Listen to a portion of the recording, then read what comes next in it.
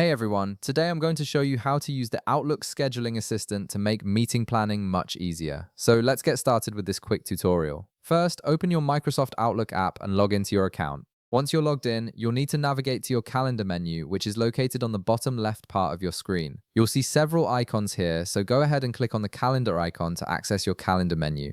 This is where all your appointments and meetings are displayed, and it's the starting point for using the scheduling assistant feature. Now that your calendar menu is open, it's time to access the scheduling assistant. To do this, look for any existing calendar appointment on your calendar and double-click on it to open the appointment window. This could be any meeting or event you've already scheduled. The scheduling assistant works within existing appointments, so you'll need to open one first to access the feature. Once the appointment window opens, direct your attention to the top part of your screen. You'll see several tabs there, and one of them is labeled Scheduling Assistant. Click on this tab to open the Scheduling Assistant interface. This is where the real magic happens, as it gives you powerful tools to coordinate meetings without the back and forth emails. After clicking the Scheduling Assistant tab, you'll see several helpful tools displayed on your screen. First, you'll notice the date availability section, which shows you when your attendees are free or busy. This visual representation makes it incredibly easy to find a time that works for everyone involved. You'll also see the auto pick feature, which is particularly useful because it automatically matches your schedule with your attendees' schedules, suggesting the best meeting times without you having to manually compare calendars.